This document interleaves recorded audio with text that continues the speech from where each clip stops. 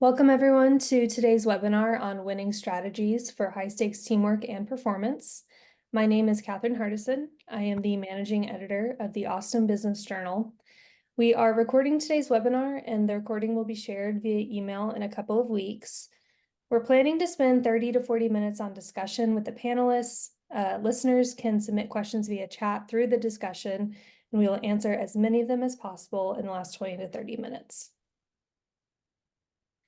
All right, I am going to introduce our esteemed panelists.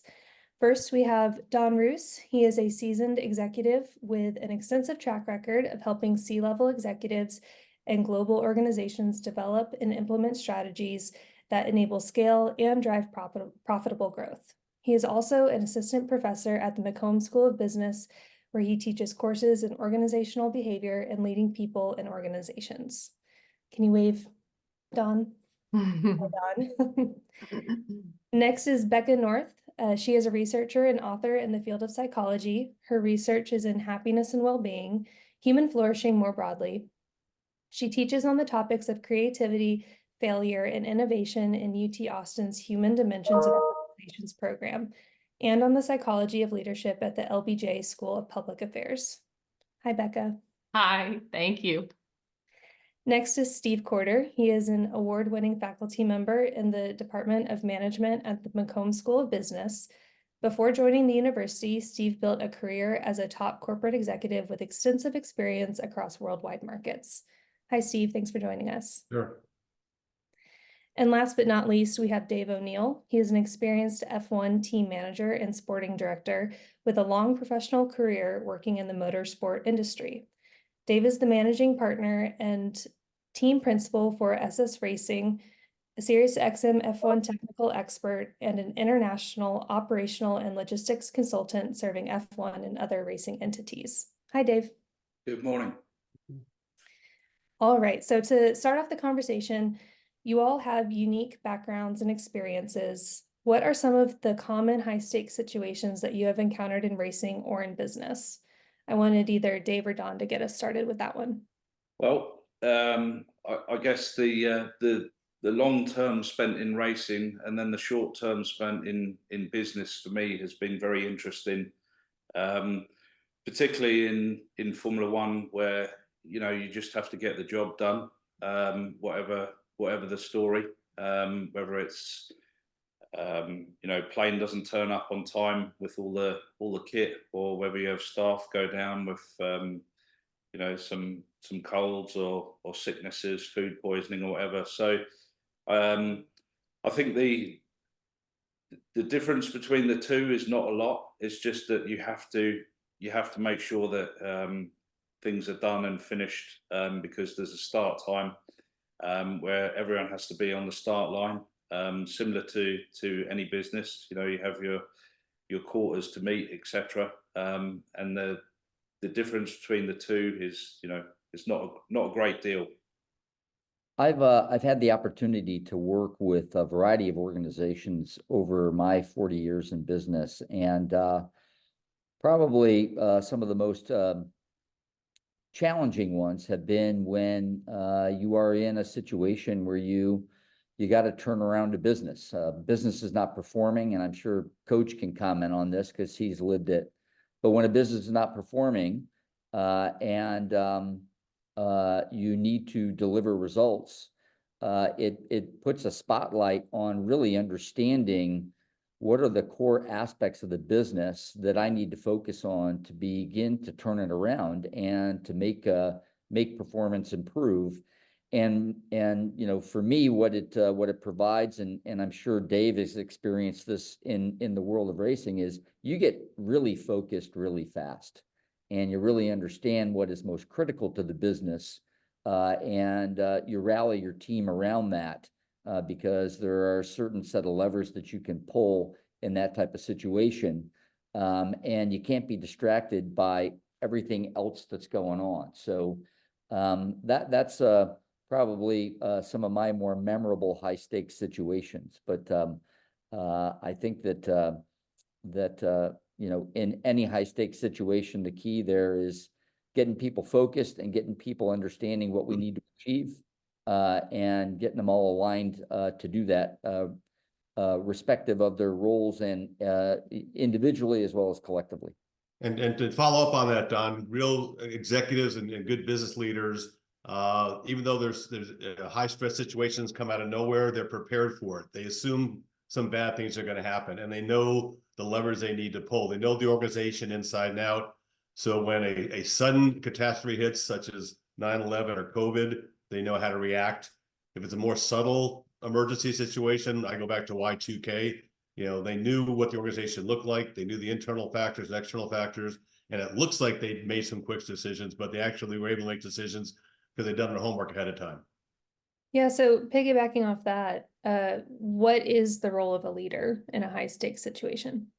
I'll start off with that one. Clearly, there's different styles of leadership. Most people on this webinar have been managers for a while.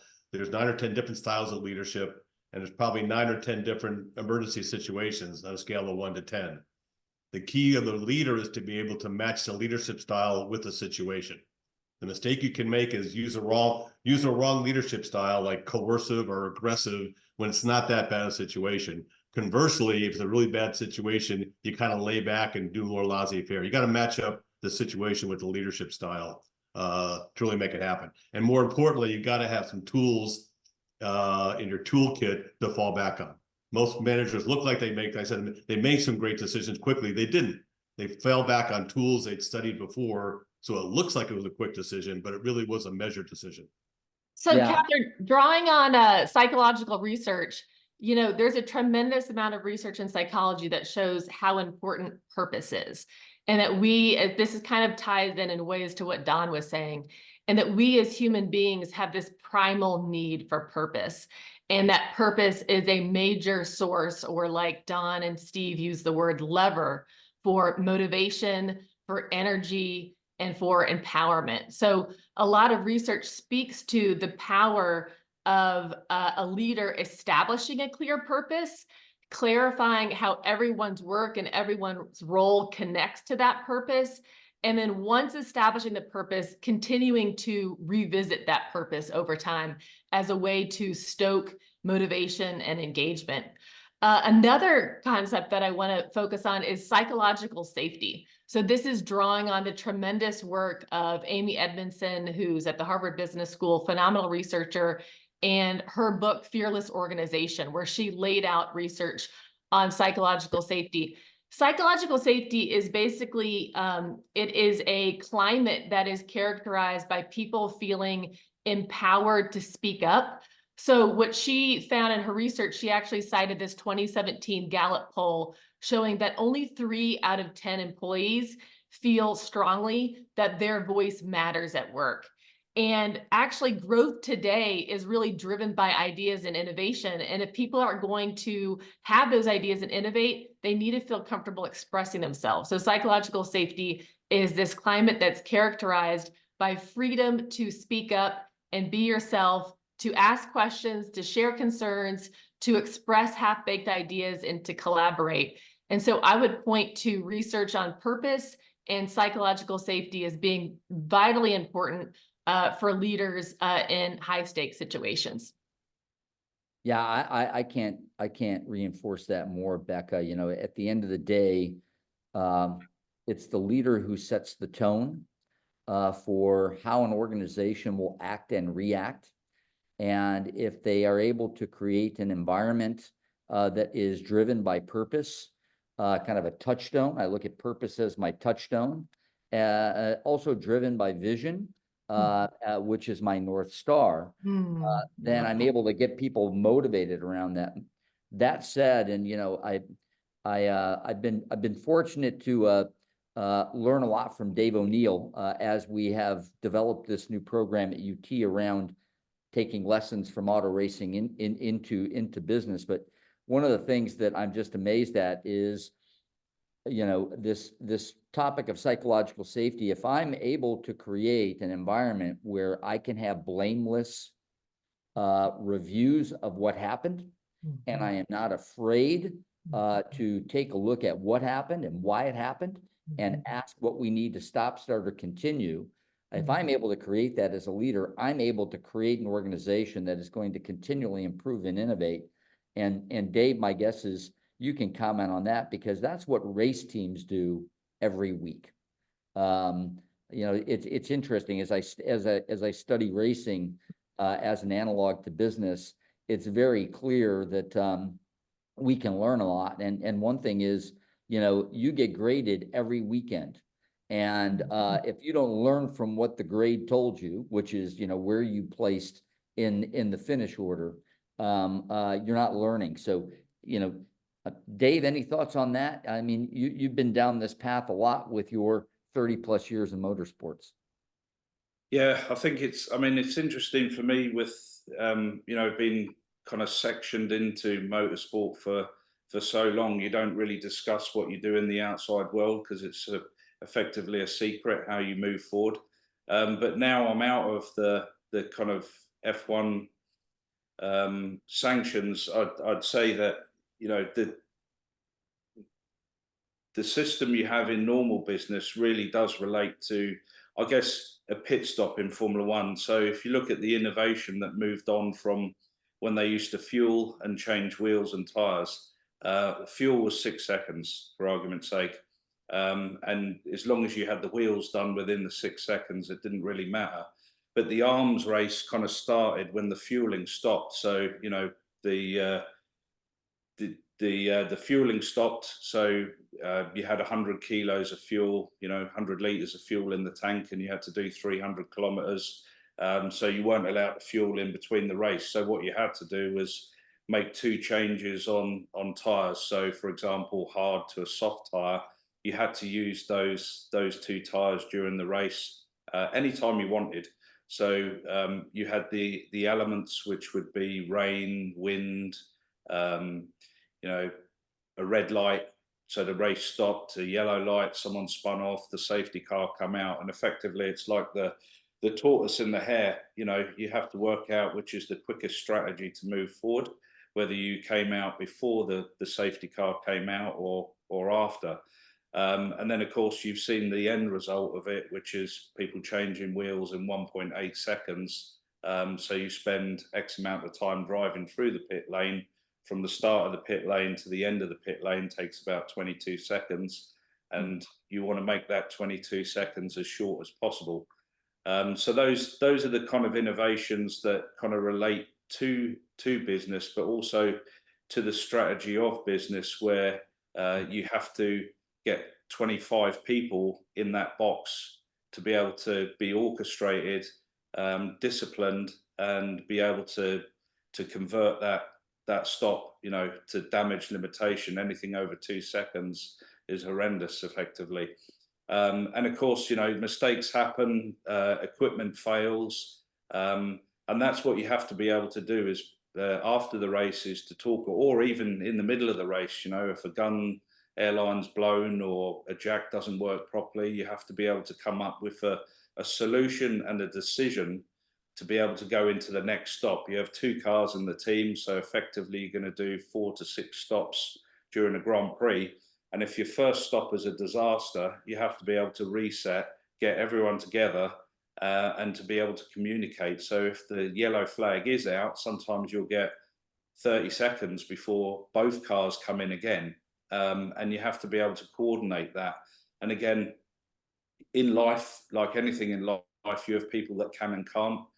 When the high stress comes in, you get people that crumble. There's nothing you can do about it. That's what they do all their life. But you also get the people that can stand up, and you rely on those people to bring everyone together. You know, so all of a sudden the glue sets. Both cars are coming down the pit lane. There's nothing you can do about it. You have to get the job done and out the way, and then you reset again. So those are my experiences, and I can always sort of relay back to the pit stops. Obviously, the normal part of the business, making sure you have the money, the equipment there on time, the staff there, etc., all plays similar parts to the normal world.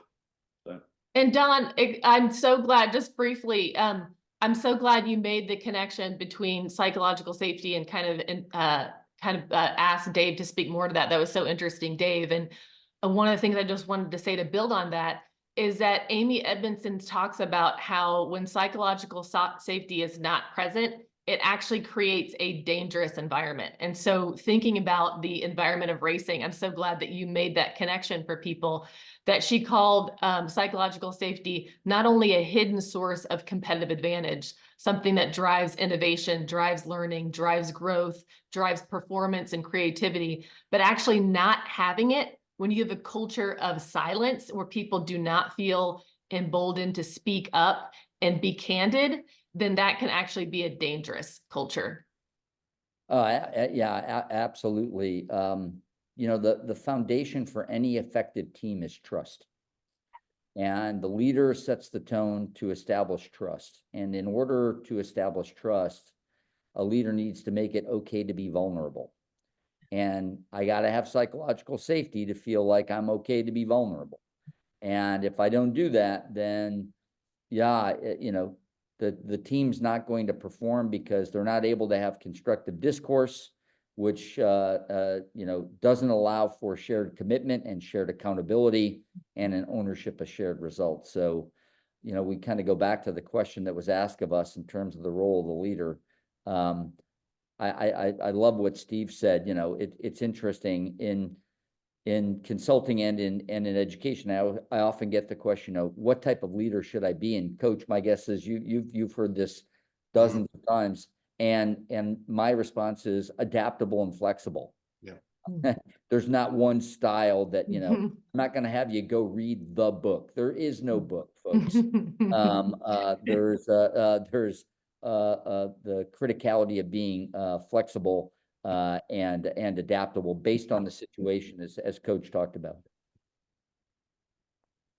So I think that everyone could answer this one. What role does failure have in success? Let me start off with that one. First of all, you have to embrace failure. Okay. And you know, we say in our coursework, fail quick, fail often, and move forward on it.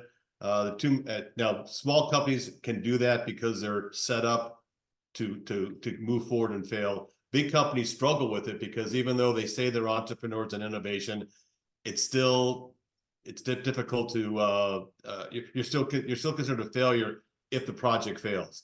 And that's to change a big corporation. You got to embrace, you know, if the project fails, don't call the person a failure, let them go do something else.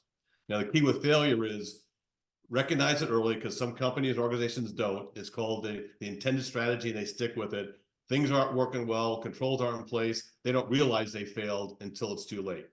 So the role is to recognize you failed and then pivot. And pivot comes in two directions. Yeah, try something different, of course. But that's what Dave said. Find out what went wrong the first time before you complete the pivot.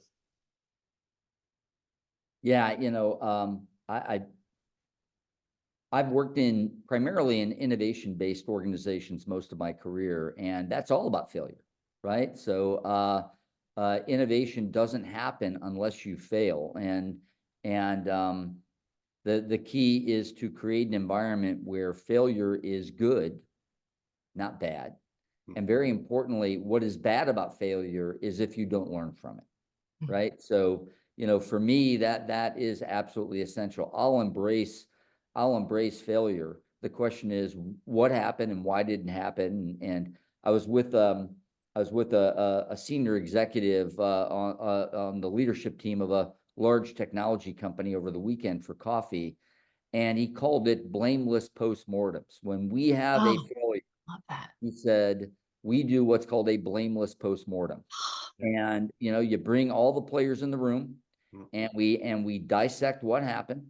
And we talk about what happened and why did it happen and what do we need to stop, start, or continue with no blame. On the other hand, I have worked it was memorable in one company where when failure came about, the leader came in and said, who is my single neck to grab? And that just, you know, nobody's going to raise their hand for that. And it, you know, it created a very, very different dynamic. In the former, you are learning and you are progressing and you are innovating. In the latter, you are, to Steve's point, I mean, you don't know if you're failing because nobody wants to raise their hand because they do not want to be the neck that gets grabbed, right? Yeah, and going back to my military career, we call them after action reports, and it was you had to file them. You know, a lot of times companies don't want to do the after action report. They're too busy moving forward, and they forget the value of finding out what went wrong. Yeah. Dave, I was going to speak up, but I don't want to interrupt. Did you want to pitch in here? After you. Okay. I was just going to say, one thing that Coach was just talking about, how people are too busy to do the after action report. Oftentimes it has to do with shame, right? That we feel embarrassed, we feel ashamed. So we don't want to talk about it. We don't want to acknowledge. We try to rationalize, here how it wasn't a failure. Here's how it wasn't a setback. Can I somehow do some mental gymnastics to deny this or to ignore it? Oftentimes we don't only want to deny it to others, we want to deny it to ourselves. We don't want to look at it. And just to underscore what Don and Coach said, because this is a bulk of my area of research.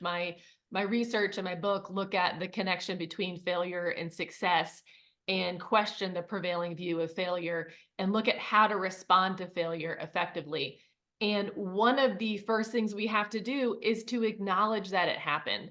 And one of the reasons we don't acknowledge that it happened is because we have this stigma around it. Right. And so we do get busy, but we also get embarrassed and we feel ashamed. And I just want to underscore that, like what the Coach and Don said, that when we close that down, I love that term, the blameless postmortem. We don't have the blameless postmortem. When we don't have the after action effect, we leave the chips on the table. That's the way I think about it. Like, you don't cash in the value. You have the pain from the failure. You have the embarrassment. You might have the humiliation, but you don't extract the growth value from it. And you have to take a look at it because it's there, but you got to extract the value from it. And so looking at it and acknowledging it is such a huge, important first step of that. Yeah, it's again, you know, I can only relate back to my time in racing. And again, if you blame 25 people for getting it wrong every time, I don't think you have a team of people around you. So the only thing covering you up is the helmet you're wearing with, you know, a couple of million people watching you on a Sunday afternoon. But you know, winning's not normal. And what I have learned from coming out of motorsport is the training that we did, you know, at high professional levels of, you know, F1 or sports cars, is you train people and you train people to succeed. And this is the bit that I found when I've come into normal industry. You assume that a little bit of training is going to set them up for success. And of course, you know, it gets them down the road a little bit, but also you're always having more and more conversations about why have we failed, or why didn't this happen properly. And then I just kind of revert back to the Formula One days, where you train at the factory, you put people on you know, certain diets, you train them in the gym, and you're setting them up for success. And then you come back, you know, into the normal, the real world effectively. And that just doesn't happen. And that's why, you know, the correlation between winning and succeeding and failing are pretty close between each other. Winning's just not normal. You know, you have to work very, very hard at it, and all the stars have to align for it to happen. So how do you Oh, go ahead. foster innovation within your organization or team, especially in those high pressure situations?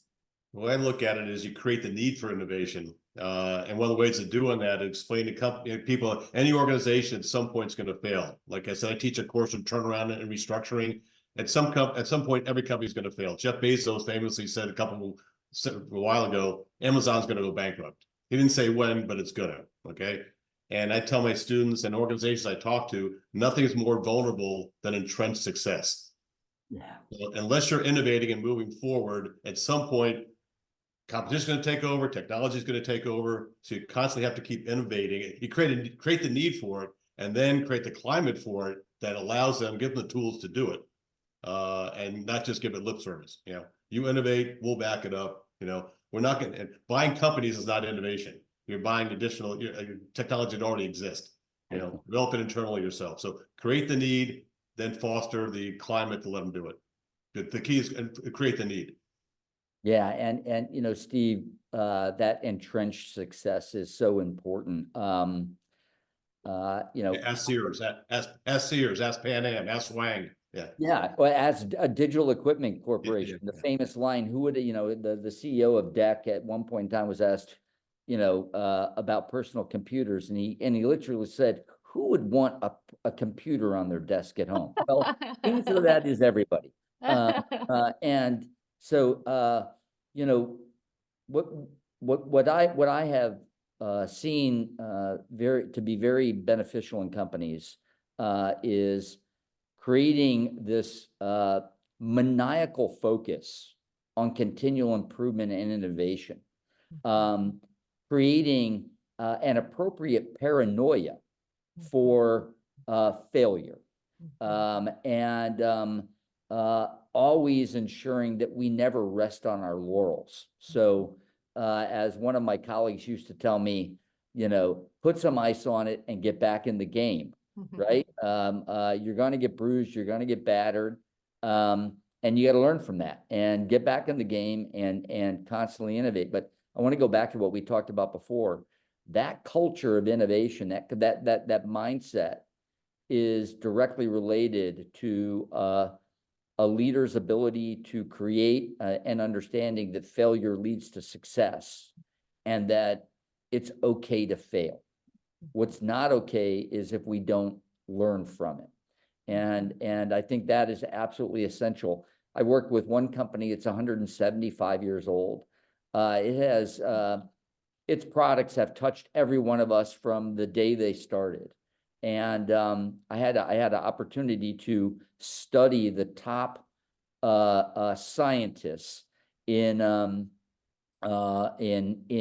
the organization, and to understand. What I was asked to do was, what about our culture drives this innovation?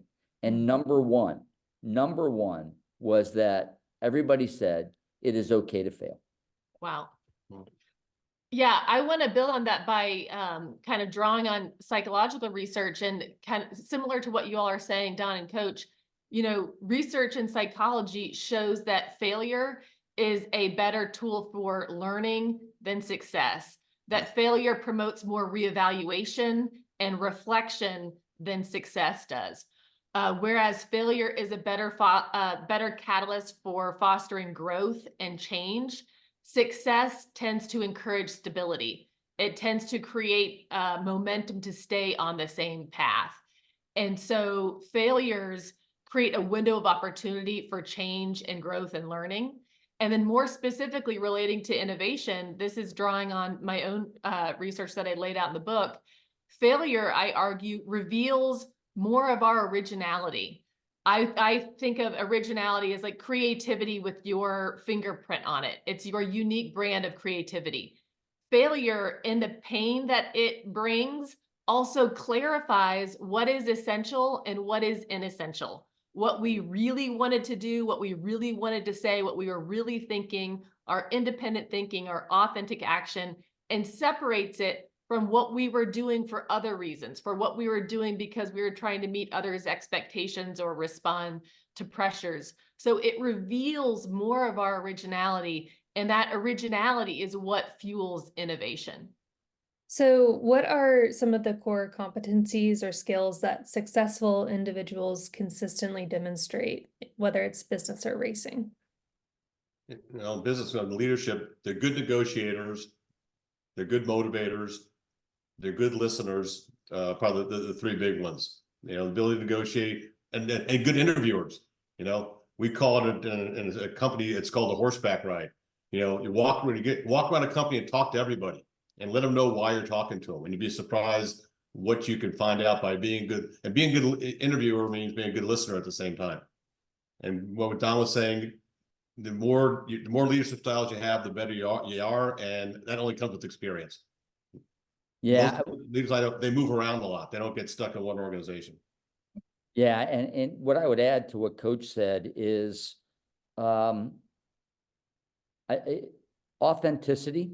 So what I found is leaders, whether they be formal, i.e. they have a title, or informal, right, which we all have had experience with, those who can, they they're authentic. So they recognize and never forget where they came from. So they don't read their own press. They don't drink their own Kool-Aid, however you want to frame that. They recognize that it takes a village. There is no one individual who is going to save the day. They themselves are vulnerable. And if I'm vulnerable as a leader, then people around me are going to be safe, feeling safe to be vulnerable. And very important in what I've seen is that they're very servant-minded. So what I find is that whether I'm a formal or an informal leader, what makes me highly effective is that I'm focused back to Dave. I'm focused on the purpose. I'm focused on, what we need to achieve. And I know that my role is to help others achieve that. So that authenticity, I think, is absolutely essential. And inherent in that is a journey that I think all of us should always be on. I know that if my wife is listening to me right now, she'll snicker, and that is the journey of emotional intelligence. I think highly effective people are constantly trying to improve their emotional intelligence, their self-awareness, understanding how they show up, understanding how they impact people. And to Coach's point, with that understanding, they can adapt and adopt to the situation, and very importantly, adapt and adopt to the people. Yeah, building on that point, I want to highlight, the importance of relationships and social connection.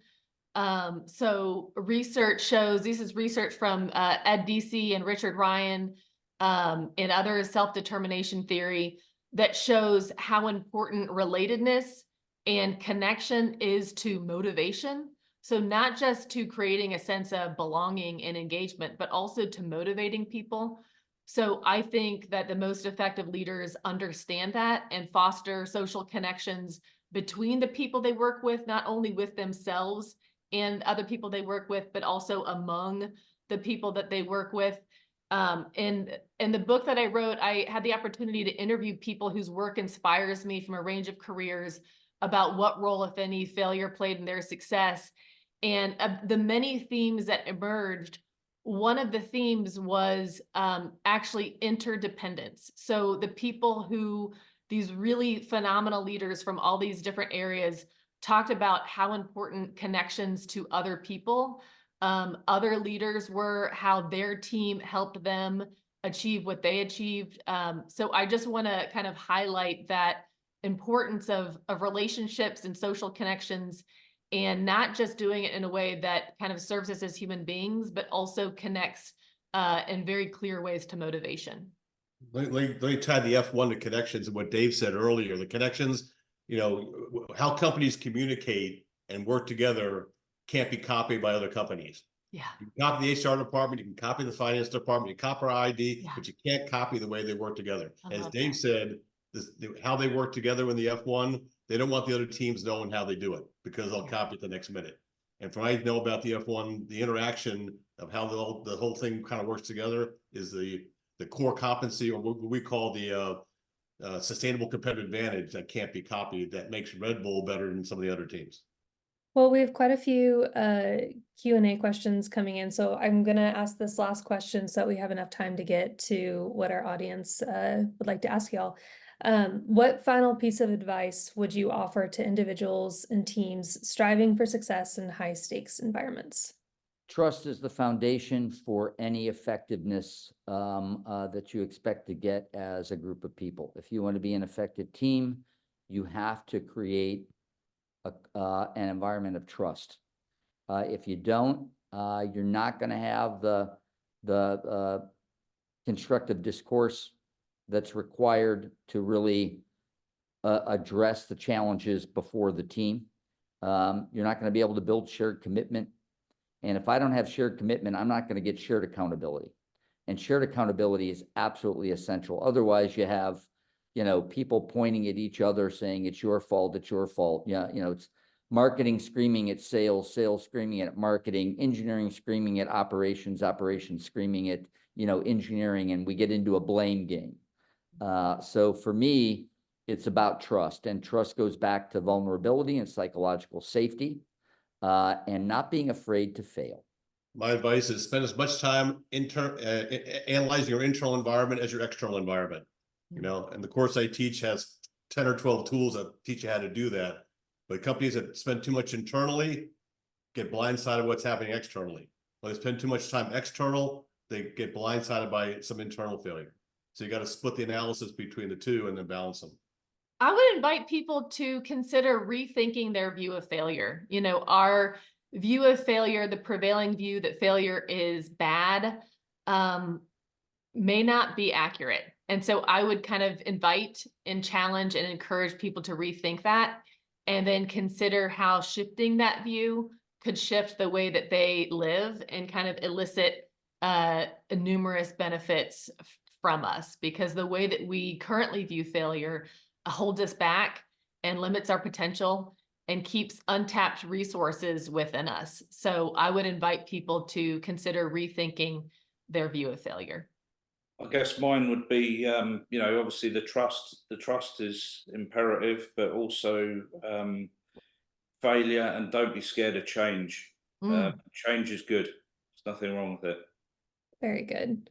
All right, let's go ahead and look at some of the questions that we've had sent in.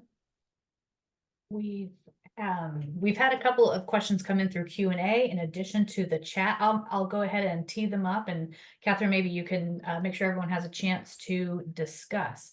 One that came in very early on was a question about the importance of value measures in making high stake decisions, and how might that relate to decision making whenever you have an unknown situation. I understand what they're asking. And unknown, how do you manage decision making and strategy in an unknown decision making or unknown situations? Yeah, how would you use values and measurements from previous experiences and potentially apply those to unknowns? Well, the tool we use in strategy called scenario management, where you test your strat, you have your strategy formulated, you got your controls in place, but then you stress test it, right? What if this happens? What if this happens? What if this happens? Interest rates go away. The world goes into the COVID-19. A competitor goes bankrupt. A disruptive technology comes out of nowhere. You do scenario planning, so why it's uncertain, you've actually planned for it. And if you've done your strategy in enough detail, any changes to it, what will impact how you want to change your strategy. It's a closed system. Yeah. So your strategy is set up to accommodate any kind of changes. You make assumptions in your business model. If it changes, you just ratchet to go back. It's intended strategy versus realized strategy. Yeah, I would also add, you never know everything. There's always a set of unknowns out there, and Coach talks about planning for those and putting together scenarios and running them out. I think about what race teams do on race day when they think about strategy. If you ever watched a Formula One race, and Dave knows this better than any of us, you'll hear when they play the radios, we're going to strategy, we're going to plan B, plan C. I think I've actually heard Ferrari talk about, plan Z, not that they went through 26 in a race, but if they have to, they will. And one of the things that they understand fundamentally is their business, what it takes to compete, what it takes to drive excellence in their business. And while they'll never have a complete understanding of all the things that can happen, what they do is they know their business well enough, and they know their competition well enough to be able to pull the levers that are needed to react to any situation. And if you take a look at teams that consistently perform well or win, whatever they define winning as, they're able to adapt and adopt. They're extremely agile, but it's all based on a really core understanding. Taking it back to what Coach said, their external environment and their internal business. And assume things are going to go wrong. We all know things are going to go wrong. In the Army, we knew we had a battle plan. you threw the battle plan out as soon as the first bullet was fired. But at least you had the plan, so you knew what to change for. So assume stuff's going around, have backup plans, you have plan Bs and Cs, and you look like you're in charge when you have that. Great. We have another question that, actually, we have two questions that are somewhat philosophical. I'm out. One. I'm in. There you go. Becca, you got this one. That's You a got team three for you. operations, That's a three team for you. operations heads here, so, you know, yeah. you Okay, got- well, let's see. I'm sure you're gonna have interesting thoughts about this. Is it fair to say every high stakes work situation is risky? I can't imagine what it wouldn't be. Yeah, I would think the same thing. It's a good question. I mean, it's like, Yeah. or is there more incremental risk with a risky plan? And I would say probably not. You know, there's risk in any plan. There's marginal increased risk with a riskier plan, but the risk is still there. Yeah. Yeah, I would concur. Great. The second somewhat philosophical question, and Dave, this might be a particularly good one for you after a win. If you've been successful, does that mean that your decision making was good? Not necessarily. I think, you know, when you win, there's also a little bit of luck involved. Whether you got the decision right to change to wets or stay on slicks. And I guess you'd have to unwind said race to understand whether, you know, whether it was luck or not. But yeah, good question. Yeah, I would follow on that. It's like, I would, to some extent, you can assume your decision making was good, but don't assume that's going to work next time. Yes. Yeah, and you know, I was told early on in my career that success occurs when opportunity meets preparation, and you know, in this situation, your decision making may have led to your success, but it's your preparation to be able to address that particular situation. You know, I tie it to Dave, you have a fun weekend in front of you at Mid-Ohio. So Dave's running a team at Mid-Ohio in the IndyCar series. And my guess is you got a plan for a variety of things. And you may find that, you know, we made a good call with those tires before the safety car came out. But it's not like you planned that to go exactly the way it did. So there is a bit of luck, but if you're prepared, then that preparation will help you take advantage of any opportunity. Just to add to that, one of the people that I had the good fortune of interviewing for my book was Mike Krzyzewski, Coach K, who I'm sure as many of you know is phenomenal basketball coach, one of the winningest coaches in college basketball. And he talked about this, and he actually said, you know, he doesn't see winning as equivalent to success in his mind, or losing as equivalent to failing in his mind, in the sense that, so we can win a game and we didn't do well. A lot of things we've been working on and preparing for, we didn't do, and I'm not happy with it. You know, even though it's good, it's a win, we're happy that we won, but we actually didn't succeed in doing a lot of things we were trying to do. We can have a loss when we actually played a phenomenal game, executed in a lot of the ways that we've been working on, and also lost. And so he underscored that point, which I thought was really interesting, and also kind of builds on what Dave was saying, that there are multiple factors that can lead to success. And I think that one of the dangers of success, kind of drawing on the research, is that it does tend to promote less reflection and reevaluation and learning, because you think, well, that went well, so you're less likely to do a post-mortem. And so that is something to consider, is like, after a success, to take the time to reflect and reevaluate, understanding things went well, let's celebrate those. Also, let's consider what didn't go as well, even though we had this win. The next question, I'm going to combine a couple. The top question or topic that came up in the poll was wanting to learn some specific strategies for building your high performance team. And then we've just had a question from Kim that relates. Once you've built that team, how do you manage team members that aren't on board? I'll jump on the first part. So, you know, if you take a look at, the topic of high-performing teams is probably one of the most studied topics around. Not just because we have teams in business, but, frankly, our desire to compete and the whole realm of sport has brought a lot of eyes on this. I tend to take a look at, if you want to build a high-performing team, you need to have three things in place. The first is focus, and this goes back to what we've talked about. High-performing teams are very clear on their purpose and mission. They're very clear on what they need to achieve, and they use that as a touchstone, as a North Star. The second thing is that they are very clear on the work that needs to be done and how it's going to get done. So we think about that as the mechanics of a team. People understand what work needs to be done, how it's going to get done, and how we're going to work with each other. So this kind of gets to the realm of role clarity, right? And I take it back. If you've ever seen the McLaren pit stop in Formula One, 1.8 seconds. It literally, they roll the car in, and it's in a blink of an eye, they're rolling it out. And Amazing. people understand their roles and responsibilities. So you got to have good focus, purpose, and mission. You have to have clarity around your mechanics, which is the work that we need to do and how we're going to work together to get it done, how we're going to make decisions. And then the third element is dynamics. You need to have healthy dynamics. And this goes back to what we've talked about. Healthy dynamics are based on a foundation of trust.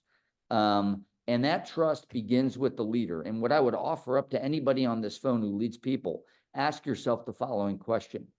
Do you extend trust once you have earned it? Or do you extend trust to your people before they have demonstrated that they've earned it? I'm hoping that you extend trust without you got to earn my trust before I give it to you.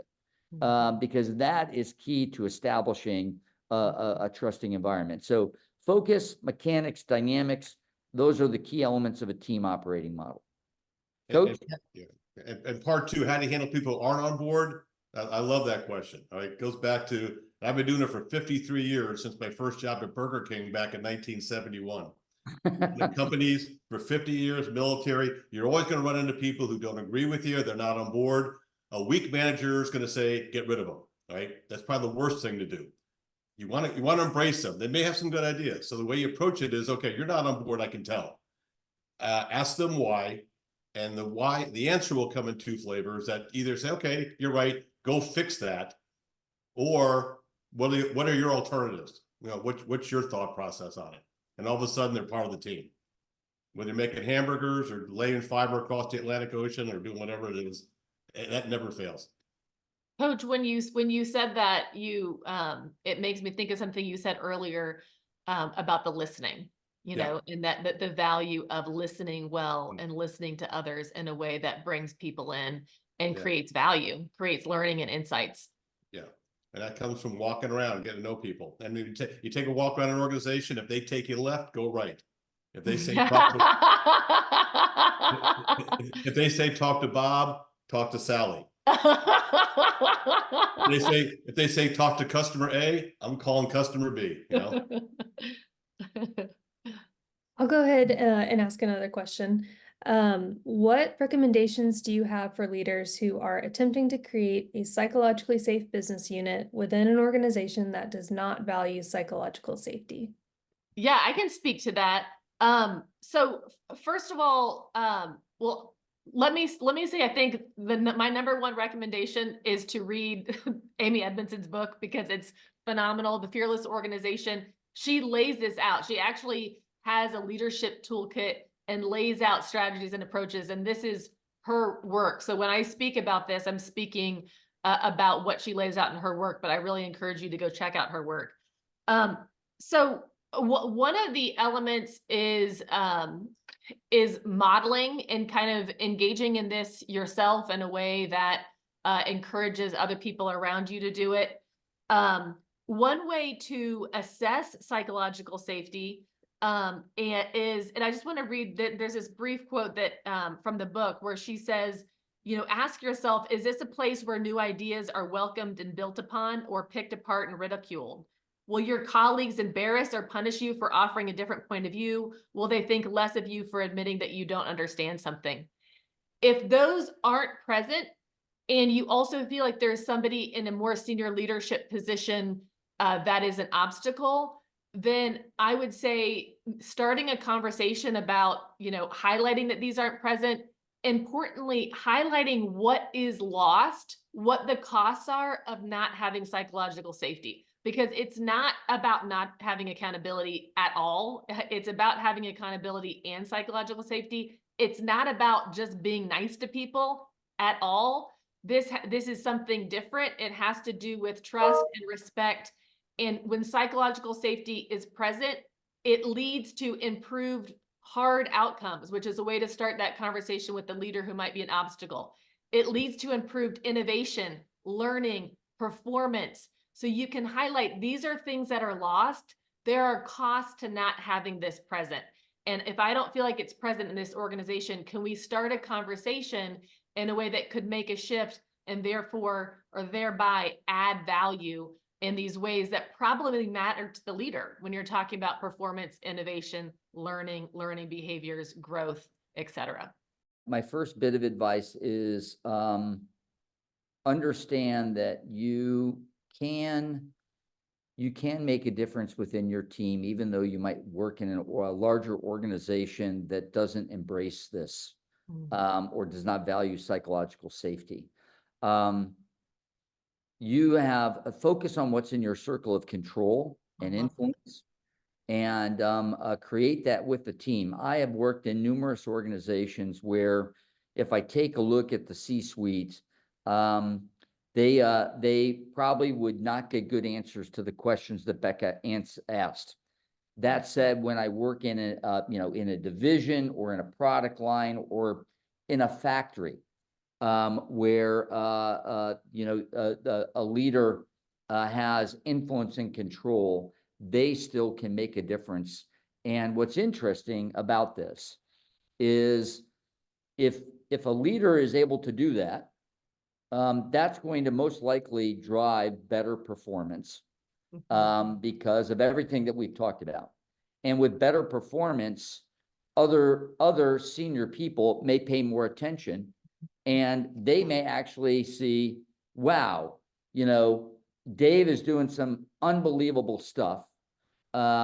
His organization is outperforming what we had expected. I wonder why. And that gives Dave then an opportunity to say, let me tell you what I'm doing. And so he grows his circle of influence by doing this. So don't give up and focus on what you can control, because if you are able to demonstrate that and get the benefit from it, your ability to influence should also grow, and you might be able to make a difference in the bigger organization. One person can make a difference. Don, I absolutely thank you for sharing all that. I absolutely love that response. And I just wanted to add to that, to kind of underscore the importance of what you just said, that Edmondson talks about how psychological safety usually exists at the group level as opposed to the organizational level. That's generally where it lives. So that also kind of shows you a mechanism for growing it, is to start at the group level, even if you don't feel support at a broader level, and see how you can expand, to use Don's phrase, your influence. I love all that you just shared. So we have time for one more question. What is your top recommendation for balancing vision and goals for success with the realities of the organization and the industry? To me, it goes back to the tools I've talked about without going into detail. You've got a resource-based view of the firm, you've got a value chain, and we call it pest analysis. And all those tools will kind of tell you, I can't conquer the world. Here's what I can deal with. So you set the expectations based upon your core competencies that you've got. But more importantly, if there's something you want to do you don't have a core competency for, how do you develop that core competency? How do you make the connection between resources that will give you the core competency to move it forward? And that's a tool we call resource-based view of the firm. I might reframe it if I could. I don't know if it's balance. The there is a former CEO who is a very competitive race car driver, a gentleman driver who several of my friends have introduced me to. And I asked him, I said, you know, what have you learned from auto racing that you take back into the C-suite? And he said, I drive the car I have, not the car I want to have. Wow. Love that. And, you know, that really hit home to me. So for me, it's exactly what Steve is talking about.